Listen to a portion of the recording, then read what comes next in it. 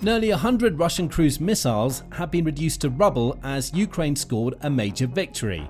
The Engels airbase, a crucial hub for Russia's missile operations, has been significantly damaged after Ukraine's daring assault. And President Vladimir Putin will be furious since this devastating blow has just made it a lot harder for him to continue his relentless attacks on Ukrainian cities and infrastructure. And we're now getting new information about just how destructive and effective that strike really was. According to Militani, Ukraine launched long-range drones in a precision attack that directly hit an ammunition stockpile on March 20, triggering a chain of massive secondary explosions. The inferno raged for hours, and the sound of 96 cruise missiles going up in flames was so intense that residents of Saratov, a Russian city over 9 miles away, reported hearing the blast. And that's not all. The Ukraine military's general staff revealed that the cruise missiles were just the start. Furthermore, strikes on aviation fuel storage sites resulted in the destruction of substantial reserves, severely impacting the Russian aggressor's ability to maintain combat operations, it said.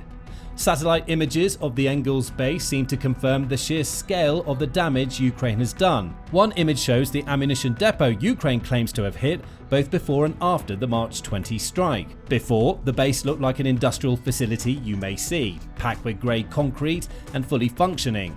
After, there's a clear black border around the facility, indicating the scale of the fire Ukraine's strike caused. We can also see clear damage to many of the buildings contained within the storage facility. The Kyiv Post offers more details in its own March 27 report. It says that the Engels strike was carried out by Ukraine's Security Service, or SBU, which utilized Special Operations Forces drones to get the job done. The SBU is Ukraine's main internal security agency, making it roughly equivalent to the Central Intelligence Agency in the US.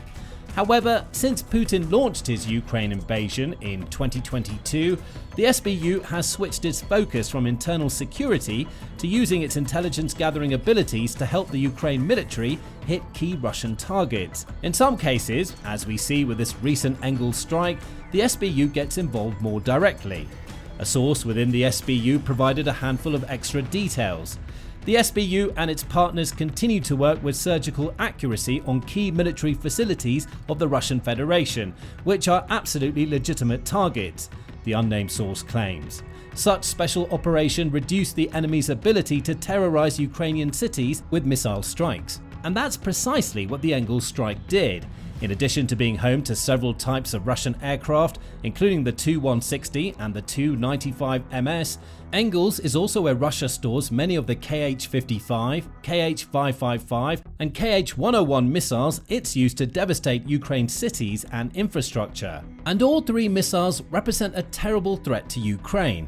The Kh-55, which is codenamed AS-15 Kent by NATO, this weapon is an air-launched cruise missile developed in 1971 at the height of the Soviet Union. Though it was originally developed to give the Soviets an alternative means to deliver a nuclear warhead against its enemies. It travels at subsonic speeds of 581 miles per hour and has a range of around 1,550 miles, more than long enough for Russia to use it to strike any location in Ukraine. Each missile weighs a little over 2,667 pounds, with the warhead the missile carries accounting for around 900 pounds of that weight. And if Russia chooses to load its Kh-55s with nuclear warheads, it can do so with a bomb that carries a yield of up to 250 kilotons. Variants include the Kh-55SM with an extended range of 1,864 miles, and the Kh-65SE, designed for export but never sold, with a shorter range of 372 miles, making it an option for attacking Ukrainian troops on the front lines of the war if any were stored at Engels. The Kh-555, which is the Kh-55 variant that the Kyiv Post and Militani say is the most likely one to be stored at Engels, is also a subsonic cruise missile. But the Kh-555 was designed specifically to be fired by the Tu-95MS and Tu-160. You may remember that these are the two types of aircraft Russia keeps at Engels, making it almost a certainty that Kh-555s were among the missiles destroyed in the March 20 attack. It's one of Russia's more modern missiles, having entered service in the 2000s, and Army recognition says that it's become a critical component of the Russian aerial strategy. The Kh-555 has several upgrades over the Kh-55 that serves as its base, including an advanced guidance system and a reduced radar cross-section, the latter making it harder for Ukraine to track and shoot the missile out of the sky after it's launched. The minimized cross-section comes from the missile's clever design, which incorporates a cylindrical missile body with folding wings, tail fins, and a pointed nose. Each Kh-555 can carry a conventional high-explosive fragmentation warhead weighing up to 880 pounds. And, like the Kh-55, it can be armed with a nuclear warhead delivering about 200 kilotons of explosive power. Add the extended range, which matches the K-55SM at 1,864 miles, and you get one of the deadliest threats Ukraine has faced during its war with Russia. And now, the Kh-555s at Engels have been destroyed. The third missile is the Kh-101. Another of Russia's air-launched and nuclear-capable cruise missiles, the Kh-101 is specially designed to closely hug the terrain as it hurtles towards its target. That allows it to evade aerial defense systems that might take out the Kh-55 and its variants. The Kh-101 is the conventional version of the missile and is capable of carrying a payload weighing 992 pounds. The nuclear-capable version is called the Kh-102, though it shares the same general specifications as the Kh-101. The conventional version of the missile is capable of carrying fragmentation, high explosive, and submunition warheads, making it more versatile than the other missiles Ukraine destroyed at Engels. It also has an impressive range, varying between 1,240 and 1,739 miles, depending on the missile. Again, that's more than long enough for Russia to hit practically any target in Ukraine when deploying the missile from Engels. These missile specifications demonstrate one of the reasons why Ukraine's recent Engels strike is so important. Russia's missiles offer a lethal combination of firepower and range, with one also being capable of evading anti-air defenses that have allowed them to devastate Ukraine. Now, 96 of those missiles are destroyed. But the real impact of taking out an ammunition depot at Engels goes even deeper. Take the airbase's location, for example. We've touched on the range Russia's missiles can achieve, but that wouldn't mean much if they were stationed at a base in central Russia. Engels isn't one of those bases. It's about as close to the Ukraine war's front line as it's possible to get without being a border base, with the Moscow Times noting that it's just 300 miles east of Ukraine's border with Russia. That proximity contributes to Russia's ability to target practically any location in Ukraine from Engels. All one of its Tu-160 or Tu-95 MS aircraft has to do is take off, hover near or even above the base, and fire. The cruise missiles do the rest of the work as they fly toward Ukraine. By the time they've reached the border, all of the missiles Ukraine destroyed have anywhere from around 900 to 1,500 miles left in the tank. We also can't discount the impact this attack has in the context of it being yet another Ukrainian strike against Putin's weapons on Russia's territory. Those strikes have become more consistent since Ukraine counter-invaded Kursk in August 2024. Previously, entering Russian territory was one of Putin's red lines. Putin even responded to both the Kursk invasion and the US permitting Ukraine to use its long-range missiles inside Russia, with a change to Russia's nuclear doctrine, allowing it to respond with nukes in such situations. Of course, Putin hasn't followed through on these nuclear threats. That means Ukraine's Engels attack hasn't just made the airbase toothless. It's also revealed, once again, that Putin is just as toothless when it comes to the nuclear threats he's made throughout his invasion. Ukraine just destroyed 96 missiles Putin could have used in a nuclear attack. The fact that he hadn't, despite having them so close to the Ukraine border, suggests that he never will. He can't now. It's also notable that this is far from the first time Ukraine has targeted Engels. As the Kyiv Independent points out in its report on Ukraine's massive missile destruction, Engels has been a consistent target for Ukraine since at least December 2022. In that month, Ukraine launched a drone attack that caused a massive explosion at the airbase. The UK called that strike one of the most strategically significant failures of force protection since Russia's invasion. And Putin didn't learn his lesson.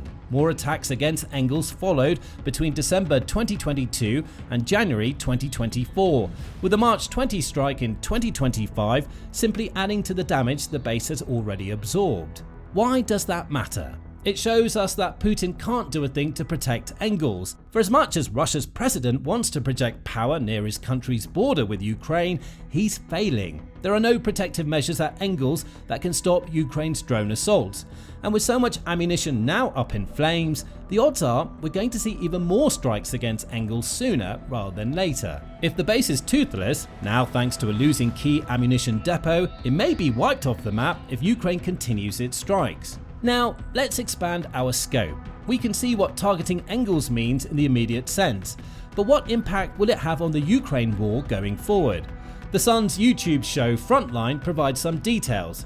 It points out that the 96 cruise missiles were stored at Engels because Russia has been preparing for multiple assaults against Ukraine that are supposed to come during the next 2 months. Typically, those assaults utilize a combination of missiles and drones, with the former being used more sparingly than the latter. Very specifically, Ukraine said that these 96 Russian cruise missiles that they destroyed were going to be used in 3 strikes over the course of March and April, says Jerome Starkey of Frontline. The suggestion is that the Engels assault has set Russia's plans back by at least 2 months. Think about this in the context of what's happening on the peripheries of the Ukraine war right now.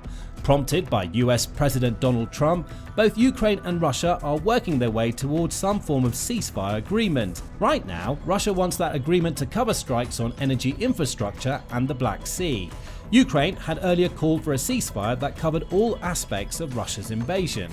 Putin's strategy during these ceasefire negotiations has been to delay as much as possible.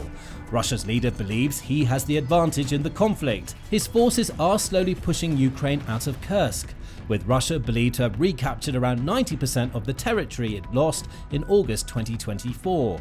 It also managed to claw around 1,609 square miles of territory from Ukraine itself. Those gains came at a massive human cost. Putin sacrificed 427,000 soldiers to make them. However, Putin doesn't care about that. He just sees the momentum that comes from this meat grinder strategy, and he wants to keep it going for as long as possible. That's why he's delaying the ceasefire for as long as possible. Ukraine's destruction of 96 of Russia's cruise missiles puts a dent in those delaying plans. Putin had hoped to use those missiles to cause even more damage to Ukraine's infrastructure before agreeing to a ceasefire. Now he can't do that. His gambit has blown up in his face, and it's his own airbase that now lies in tatters thanks to Ukraine's assaults. If he's not careful, more strikes like what we've seen in Engels will swing the momentum back in Ukraine's favour. That may be enough for Ukraine to make up the loss of leverage that results from Putin retaking Kursk. We also can't ignore the sheer scale of the missile and drone attacks Putin has used to bombard Ukraine. According to the Center for Strategic and International Studies, Russia launched 19,000 missiles, including 14,700 kamikaze attack drones at Ukraine between September 28, 2022 and December 28, 2024. More strikes have followed since, likely taking the number above 20,000 missiles and drones. But these figures show just how reliant Putin is on aerial assaults from just behind the front lines of the Ukraine war. Taking out the ammunition depot in Engels limits Russia's ability to conduct these types of attacks. And though Putin will likely attempt to restock the base over the next couple of months, that restocking only feeds into another problem the Engels strike creates for Russia as the war moves into 2025. It's running out of missiles. As part of his Frontline report, Jerome Starkey notes that he spent time at several Ukrainian research laboratories. Those labs are where Ukraine analyzes the wreckage of the missiles and drones that Russia launches at its cities and infrastructure. According to Starkey, Ukraine's technicians are so talented that they can distill the specific serial numbers of the weapons Putin is firing at their country, allowing them to discern when they were produced. Why does that matter? Starkey explains, one of the most important things that came through that was how high-value missiles and weapons like these cruise missiles were going from the factory to the front line very, very quickly. And that was a sign the Ukrainians said that Russian stockpiles were very, very thin. In other words, Putin can't afford to lose nearly 100 of his missiles in a single Ukrainian strike.